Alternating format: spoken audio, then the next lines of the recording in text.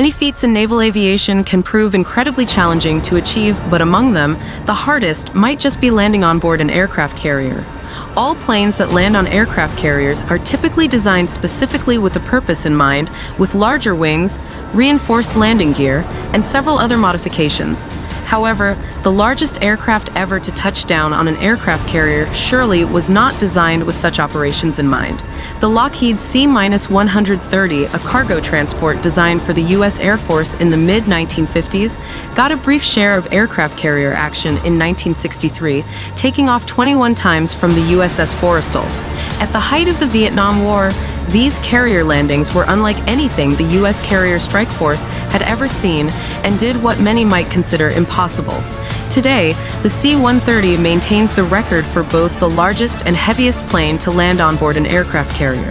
In this article, we will take a deeper look at the bizarre story of the Lockheed C-130's carrier operations. The background: nowadays, aircraft carriers are the largest ships in any powerful navy and are protected by a number of different ships within a carrier strike group. Reconnaissance, fighters, cargo, and strike aircraft are all carrier-capable, and modern carriers have become fully fledged cities at sea. However, the early years of U.S. carrier operations involved significantly more experimentation. In the 1960s, teams at the U.S. Navy wanted to test out different methods of carrier-based cargo transport and ultimately wanted to see just how far they could push the limits of tactical airlifters on their ships. The aircraft used at the time for carrier deliveries were heavily limited in both payload capacity and range. Thus, carriers cruising mid-ocean would be unable to resupply efficiently without moving closer to shore. Thus, the bulky C-130 Hercules, with its extended range and massive payload, was selected for this operation, and a total of 21 different landings were performed in the Atlantic.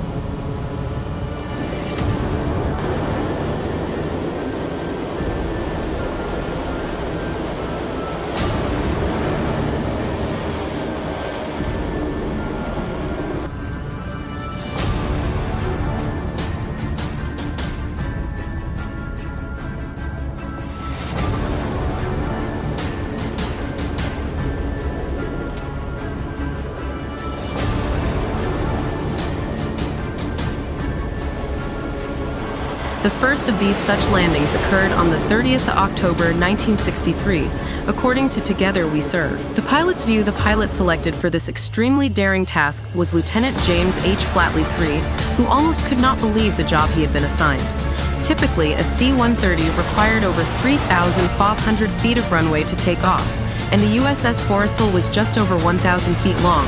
However, the Navy was not planning any ordinary C-130 for this landing, but rather a heavily modified aircraft.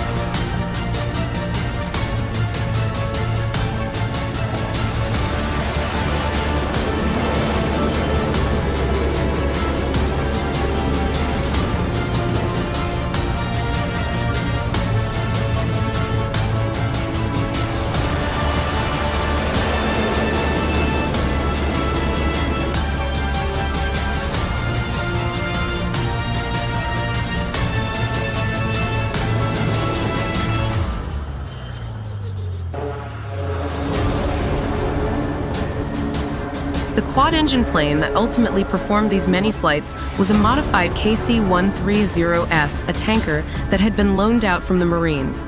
Modifications to the aircraft were well underway by the summer of 1963, according to the Aviation Geek Club. The plane was fitted with new anti-skid brakes alongside a smaller nose landing gear orifice, and the C-130's underwing fuel pods were removed. Throughout the testing period, which continued until the 20th of October of that year, the Navy performed 29 touch-and-go landings with the C-130 and completed 21 unassisted takeoffs from the deck of the carrier. At 85,000 pounds, Lockheed engineers managed to get the plane to come to a complete stop in just under 300 feet, an incredible length, as it was roughly twice the C-130's wingspan.